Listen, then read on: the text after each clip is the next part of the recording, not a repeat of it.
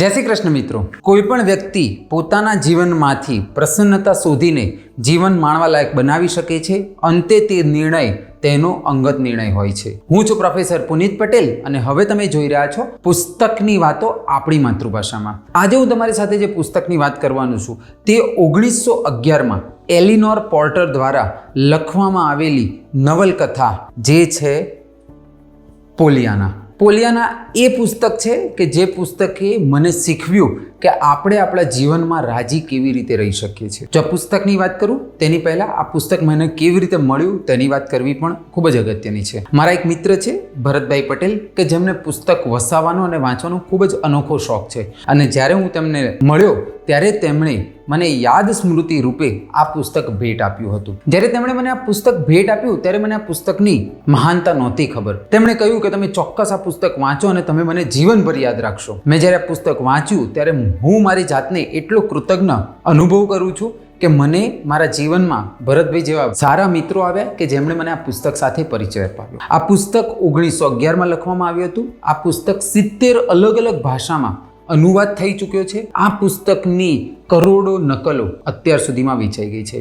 જો એવું કહીએ કે થોડાક સમય પહેલાં જ્યારે હેરી પોટર પુસ્તકો માર્કેટમાં આવ્યા ત્યારે તેને લેવા માટે લોકો લાઇનમાં ઊભા રહેતા હતા. બસ તેવું જ જ્યારે આ પુસ્તક માર્કેટમાં આવ્યું 1911માં ત્યારે લોકો તેને લેવા માટે લાઇનમાં ઊભા રહેતા હતા. એક રોચક વાત જો તમારી સાથે કરું તો આ પુસ્તકના લેખક એલિનોર પોર્ટર કે જે અમેરિકાના લિટલ ટાઉન શહેરમાં રહે છે અને જે અમેરિકાના ન્યૂ હેમ્પશાયર સ્ટેટમાં આવેલું છે. તો ન્યૂ હેમ્પશાયર સ્ટેટના લિટલ ટાઉનમાં પોલિયાના નું એક સ્ટેચ્યુ છે અને ન્યૂ હેમ્પશાયરમાં જૂન મહિનાનો બીજો શનિવાર પોલિયાના દિવસ એટલે કે ગ્લેડ ડે એટલે કે રાજીના દિવસ તરીકે ઉજવવામાં આવે છે. આ પુસ્તકમાં કુલ 32 પ્રકરણ આશરે 150 પાનાની આસપાસ લખવામાં આવ્યા છે.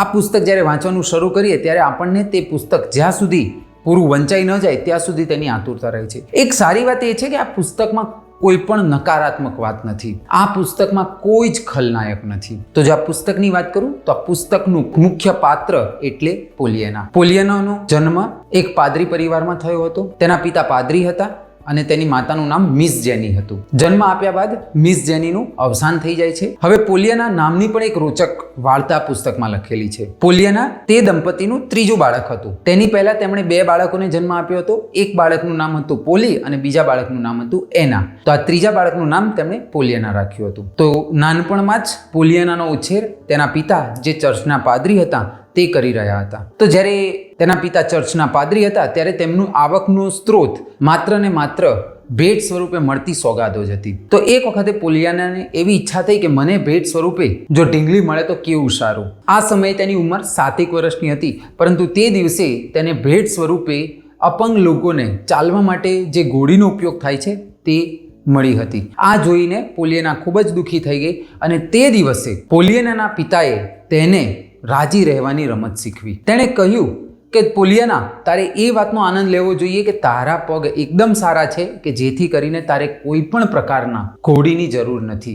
અને 7 વર્ષની ઉંમરથી જ પોલિયાનાએ રાજી રહેવાની રમત શીખી લીધી હતી અને તે પોતાના નજીકના બધા જ લોકોને કેવી રીતે કપરી પરિસ્થિતિમાં પણ રાજી રહેવું તેની રમત શીખવાડતા હતા. હવે જો આ પુસ્તકના બીજા પાત્રોની વાત કરીએ તો તે છે મિસ પોલી હેરિંગ્સ્ટન, બીજું પાત્ર નેન્સી, ટોમ કાકા, મિસ્ટર પેન્ડલટન અને ડોક્ટર શેલ્ટર. તો જ્યારે પોલિયાનાના માતાનું અવસાન થયું, પિતાનું અવસાન થયું તો તેના માસી પોલી હેરિંગ્સ્ટન તેને કમને પોતાના ઘરે લઈ ગયા. પોલી હેરિંગ્સ્ટન એ છે કે જેમણે એક સમયે તેમના પ્રેમી સાથે તેમને લગ્ન કરવાની ઈચ્છા થઈ પરંતુ સમાજ અને કુટુંબના ના પર તેમણે લગ્ન ન કર્યા અને તેઓ હવે એકલવાયુ જીવન જીવે છે.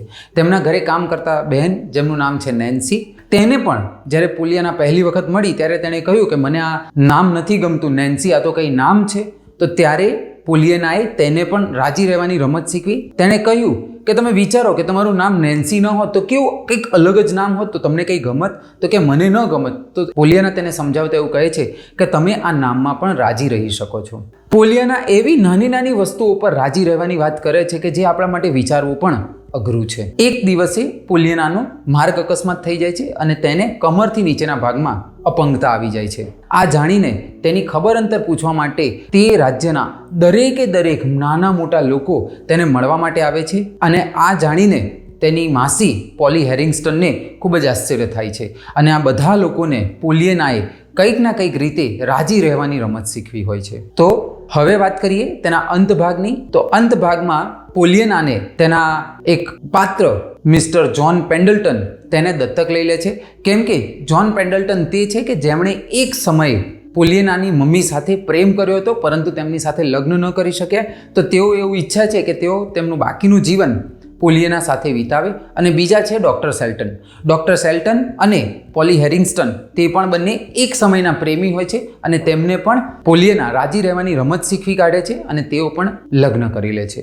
આ પુસ્તક એટલું સુંદર પુસ્તક છે કે આ પુસ્તકના દરેકે દરેક પાના પર આપણને રાજી રહેવાની રમત શીખવાડવામાં આવે છે. એવું કહેવાય છે કે રાજી રહેવું એ આપણા હાથમાં છે. હું એવું જો મારું અંગત મંતવ્ય આપું તો આ પુસ્તક આપણે દરેકે વસાવવું જોઈએ અને આપણે દરેકે આપણા નજીકના અંગત લોકોને આ પુસ્તક ચોક્કસ વાંચવા આપવું જોઈએ. આ પુસ્તક આપણને તે સમજાવે છે કે કેવી રીતે આપણે કોઈ પણ પરિસ્થિતિમાં રાજી રહી શકીએ એમ છીએ. અને હું અંતમાં કહું છું તેમ સમય અને પૈસા એ બંનેનું પુસ્તકમાં કરેલું રોકાણ હંમેશા સર્વશ્રેષ્ઠ વળતર આપે છે. હવે દર સોમવારે મારા સોશિયલ મીડિયા હેન્ડલ્સ પર વધુ એક પુસ્તકની વાત આપણી માતૃભાષામાં. જય જય ગરવી ગુજરાત. જય હિન્દ.